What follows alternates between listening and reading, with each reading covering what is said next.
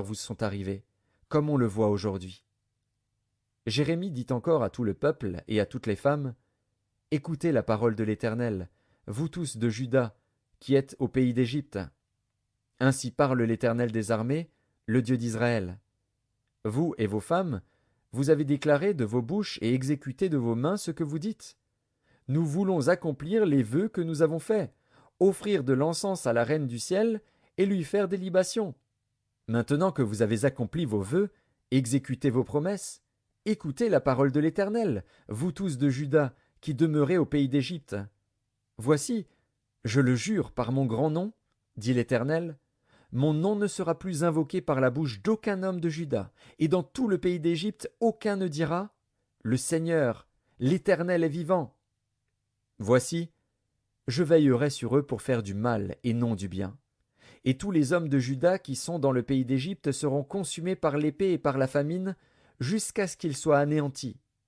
Ceux, en petit nombre, qui échapperont à l'épée, retourneront du pays d'Égypte au pays de Juda. Mais tout le reste de Juda, tous ceux qui sont venus au pays d'Égypte pour y demeurer, sauront si ce sera ma parole ou la leur qui s'accomplira. Et voici, dit l'Éternel, un signe auquel vous connaîtrez que je vous châtierai dans ce lieu, afin que vous sachiez que mes paroles s'accompliront sur vous pour votre malheur. Ainsi parle l'Éternel, voici, je livrerai Pharaon Ophra, roi d'Égypte, entre les mains de ses ennemis, entre les mains de ceux qui en veulent à sa vie, comme j'ai livré Sédécias, roi de Juda, entre les mains de Nebuchadnezzar, roi de Babylone, son ennemi, qui en voulait à sa vie.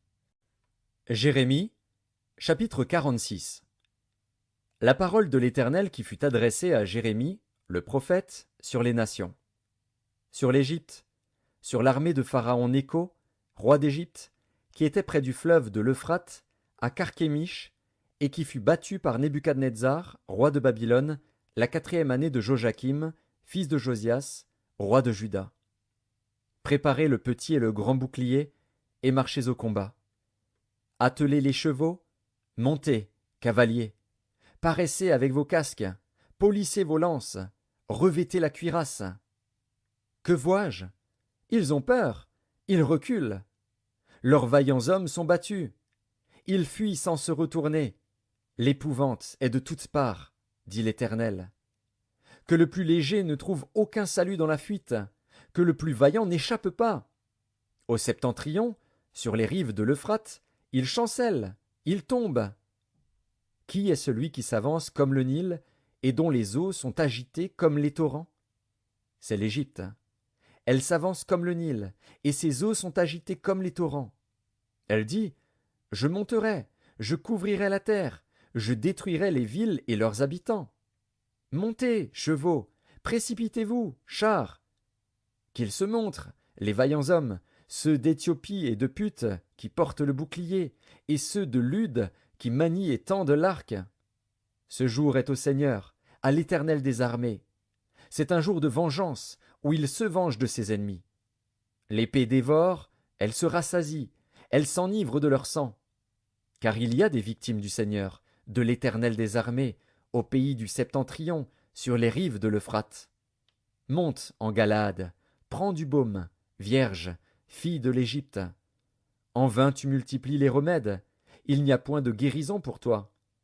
Les nations apprennent ta honte, et tes cris remplissent la terre, car les guerriers chancellent l'un sur l'autre, ils tombent tous ensemble. La parole qui fut adressée par l'Éternel à Jérémie, le prophète, sur l'arrivée de Nebuchadnezzar, roi de Babylone, qui voulait frapper le pays d'Égypte. Annoncez-le en Égypte, publiez-le à Migdol, publiez-le à Noph et à Tachpanès. Dites, lève-toi, prépare-toi, car l'épée dévore autour de toi. Pourquoi tes vaillants hommes sont-ils emportés?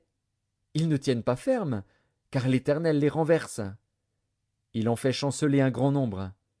Ils tombent l'un sur l'autre, et ils disent, allons, retournons vers notre peuple, dans notre pays natal, loin du glaive destructeur. Là, on s'écrie, Pharaon, roi d'Égypte, ce n'est qu'un bruit.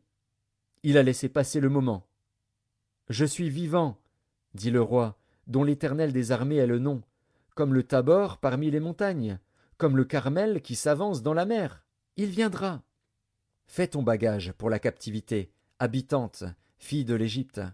Car Noph deviendra un désert, elle sera ravagée, elle n'aura plus d'habitants.